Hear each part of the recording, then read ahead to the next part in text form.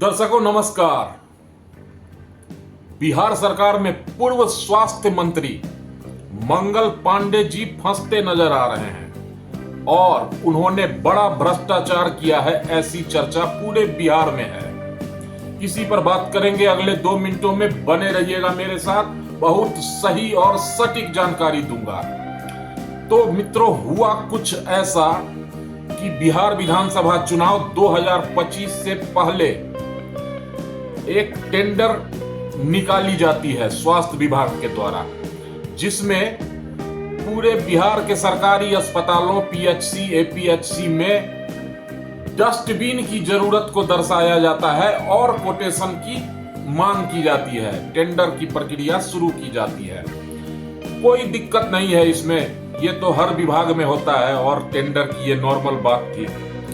मामला फंसता तब है जब अब जाकर एक कहीं से सूचना प्राप्त होती है, अब आरटीआई के थ्रू आई या जैसे भी, लेकिन इस सूचना के तहत पता चलता है कि वो जो डस्टबिन की खरीद हुई थी, बाजार मूल्य उस डस्टबिन का 1000 से 1500 रुपया था और उस डस्टबिन को मंगल पांडे जी के स्वास्थ्य विभाग ने 15,490 रुपए में खरीदा।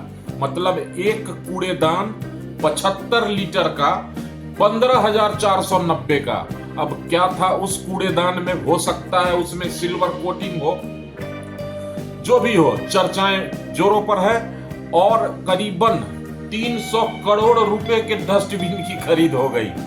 अब मामला पेचीदा हो गया। भाई, इतने बड़े पैमाने पर डस्टबिन 2-4 खरीदे होते तो कोई बात थी। ये तो पूरे बिहार के हॉस्पिटल में सप्लाई हुई थी और एक डस्टबिन 15,490 रुपए का था।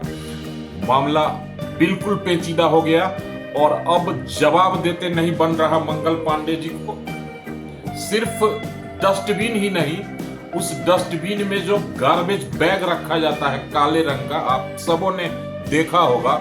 बताया गया है कि उस एक गार्बेज बैग, एक पॉलीथीन की कीमत 100 रुपए लिखी गई है। तो ये निश्चित रूप से बड़े घोटाले की तरफ इशारा कर रहा है। देखना होगा मंगल पांडे का क्या रुख सामने आता है। अभी तो वह आनाकानी कर रहे हैं जवाब देने में, लेकिन पत्रकारों से तो बचना मुश्किल है। पूछे जाएंगे सवाल और जवाब भी देना पड़ेगा। फिलहाल भाजपा की ये बिहार में जो सरकार है, सवालों के घेरे में है। भाजपा की सरकार पर तरह तरह के आरोप लग रहे हैं और भ्रष्टाचार का ये बड़ा आरोप। अब भाजपा के केंद्रीय नेतृत्व को भी इस पर ध्यान देना होगा, क्योंकि भाजपा का इस तरह का चाल चरित्र और चेहरा सामने आने के बाद भाजपा की जो छवि बनाई गई है पिछले 15-20 सालों में, वो निश्चित रूप से धूमिल होगी, धूमिल होनी तय है।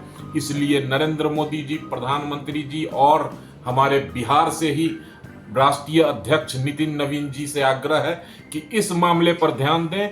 जो धांधली हुई है फाइनेंशियली, उसको आगे लाएं, सामने लाएं और एक उदाहरण पेश करें।